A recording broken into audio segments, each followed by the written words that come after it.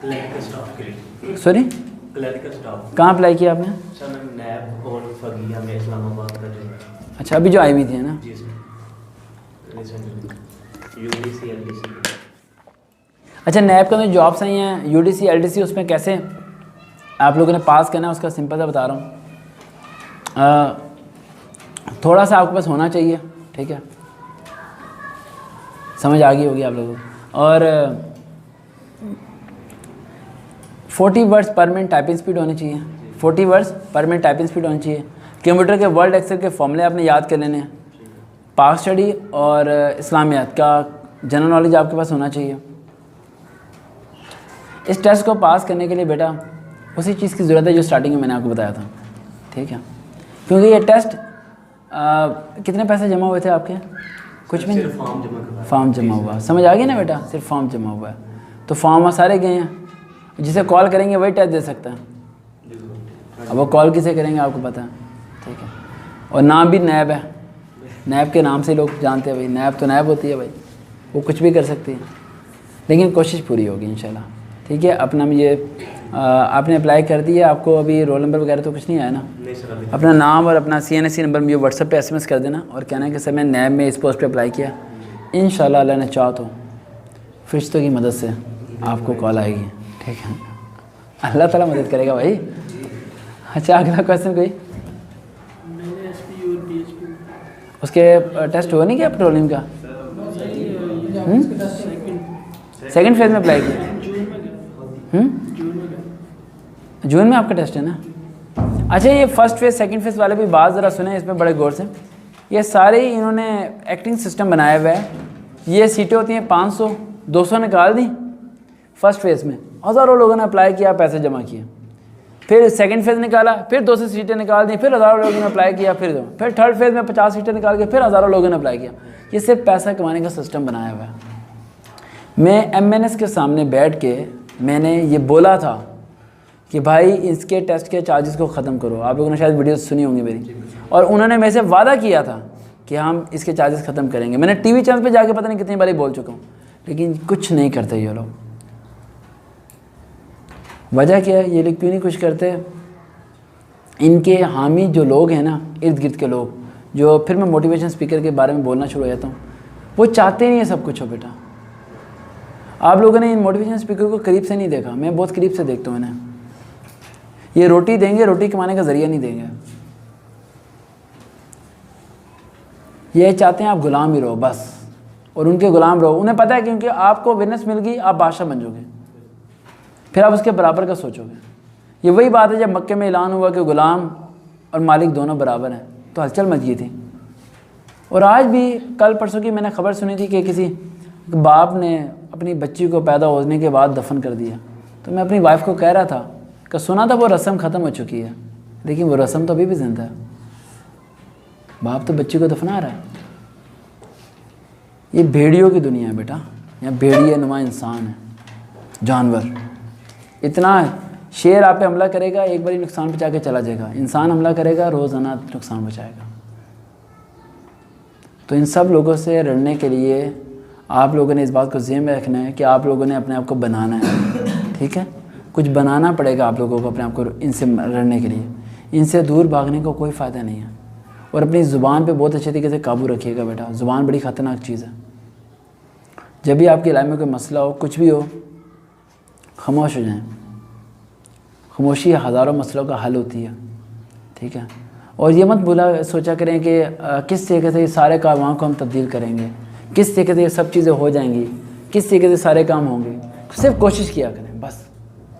उसी तरह कोशिश जिस तरह चिड़िया ने कोशिश की थी हज़रत इब्राहीम अलैहिस्सलाम की आग को बुझाने के लिए, बस कोशिश करनी है हमने।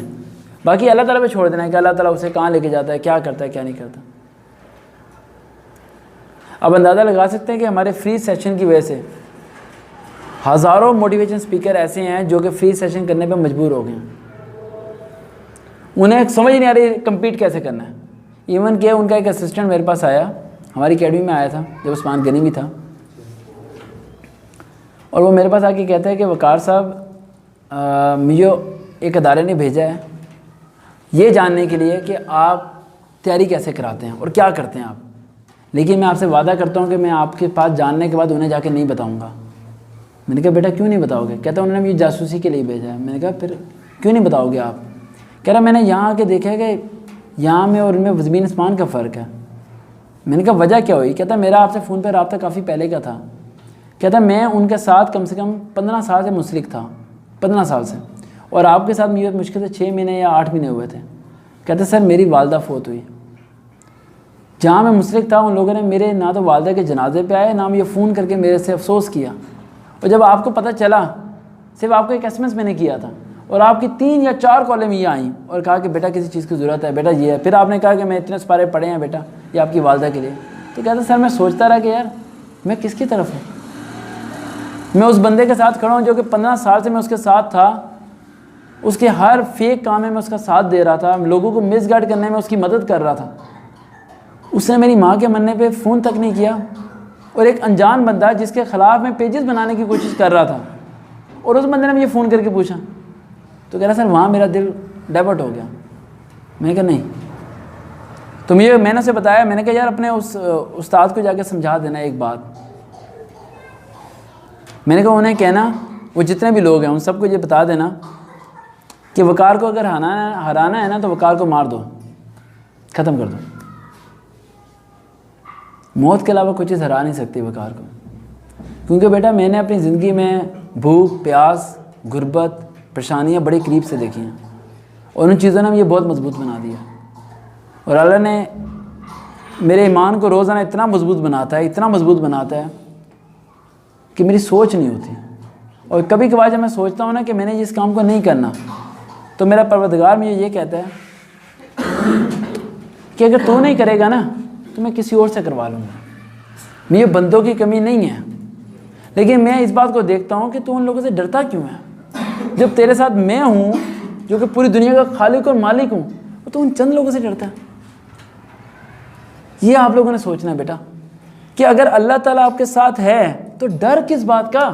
अगर बड़ा भाई साथ खड़ा हो, आप डरते हो ना जाके, हाँ जी मेरा भाई साथ है, हम जाते हैं, अभी आमना हमारे साथ है कराटे मास्टर, ठीक है, तो इंसान में हिम्मत आ जाती है।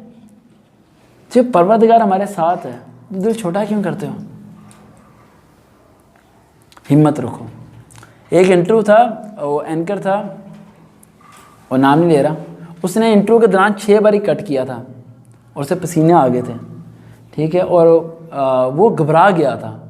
वैसे इंटरव्यू में क्वेश्चन करता है, आपने वो इंटरव्यू सुना होगा, इंटरव्यू में क्वेश्चन करता है कि आपको कैसे लगता है कि आप जीत पाओगे और आप जीत जाओगे और वो लोग हार जाएंगे और आप मंजिल तक पहुंच जाओगे। मैंने कहा सर सिंपल सी बात है, मैं नहीं जीतना चाहता, अल्लाह जिताना चाहता है। ये मैं जो काम कर रहा हूँ ये अल्लाह ताला का दिया हुआ काम है। अगर मेरा खुद का होता तो मैं कब का हार चुका था, 2013 में मैं हार चुका था। जब अल्लाह ताला आपको किसी काम के लिए चुनता है ना, तो फिर अल्लाह ताला ने वो काम आपसे करवाना है, चाहे आप रो, चाहे आप पिटो, चाहे आप जो मर्जी होते रहो, वो आपसे होना है फिर। और नमाज में ये दुआ मांगा करो कि अल्लाह ताला आपको उस काम के लिए चुन ले। और जब अल्लाह ताला आपको उस काम के लिए चुनेगा, और अल्लाह ताला कब चुनता है? जब मुनाफिकत और बेईमानी ज़्यादा हो जाती है ना, फिर अल्लाह ताला किसी एक बंदे को उठाता है कहीं से। आपने देखो कुरान मजीद की हिफाजत के लिए अल्लाह ताला कहीं ना कहीं से किसी बंदे को उठा लेता है। कुरान मजीद की हिफाजत के लिए उठा लेते हैं ना। वहाँ मेरी एक वीडियो वायरल हुई थी, 1,30,000 व्यूज़ गए थे उस पर मेरे ख्याल से एक दिन के अंदर। वो एक लड़का था इलियास, जिसके सामने बाहर की फॉरेन कंट्री में कुरान मजीद को नौज़बिल्ला शहीद करने की कोशिश की गई थी, जलाने की, तो उसने हमला कर दिया था। तो अल्लाह अपने सिपाही भेज देता है। अल्लाह हर दौर में अपने सिपाही भेजता है। जब कोई एक हद से ज़्यादा हो जाता है ना, बढ़ जाती है, तो फिर अल्लाह कहीं ना कहीं से किसी बंदे को उठाता है।